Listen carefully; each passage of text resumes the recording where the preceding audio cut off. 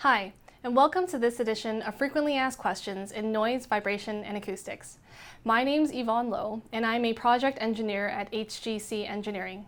In this video series, we'll be talking about frequently asked questions that we hear from our clients and through inquiries on our website. Today's question is, what are noise area classifications in the context of land use planning in Ontario?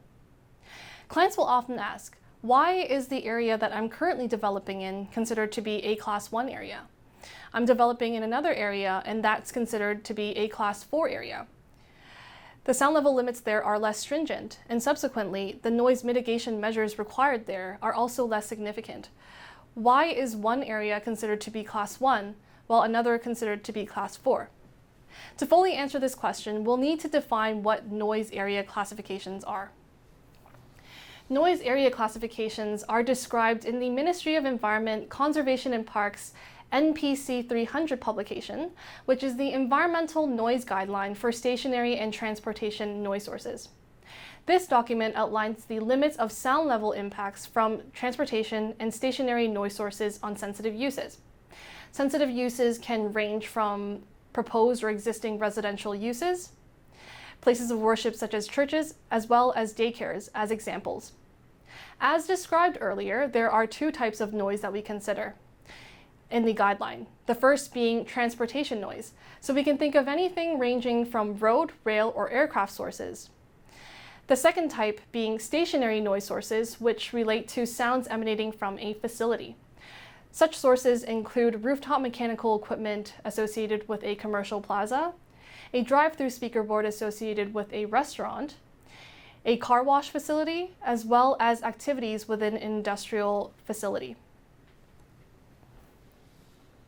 Now, it's important to note that transportation sound level limits are uniform across the board. That is, irrespective of what area classification a development is considered to be located in, the sound level limits for transportation noise sources are the same. However, stationary noise level limits do depend on the area classifications that we will now be describing. There are 4 area classifications included in the Environmental Noise Guideline. The first being a Class 1 area, which we consider to be an urban area where the ambient noise is dominated by human activity. So we can think of areas such as downtown Toronto or other urban centers. A Class 3 area is considered to be a rural area where the ambient noise is dominated by natural sounds. So we can think of areas such as cottage or resort areas, as well as agricultural zones.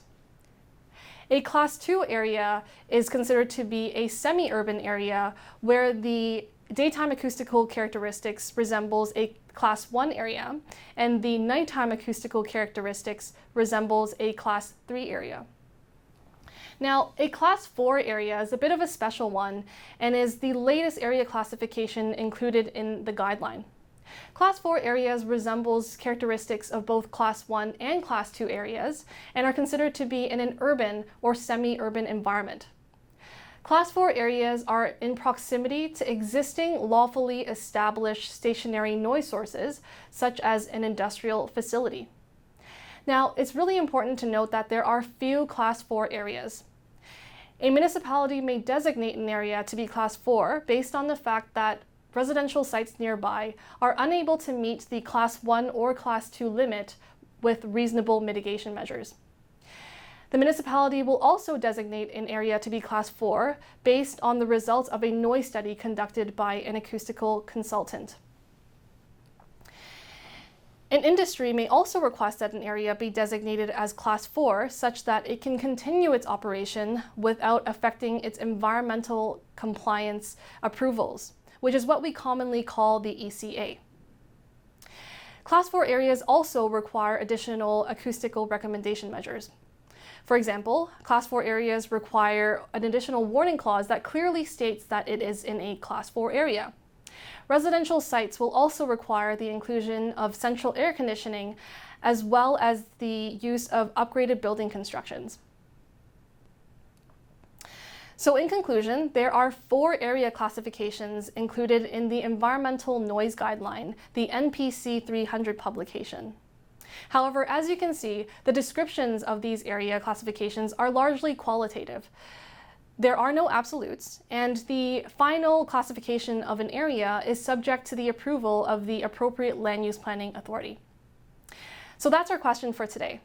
If you have any further questions related to land use planning, or if you'd like an additional question be answered in a future edition of this video series, please feel free to reach out to us. We look forward to hearing from you soon. Bye now.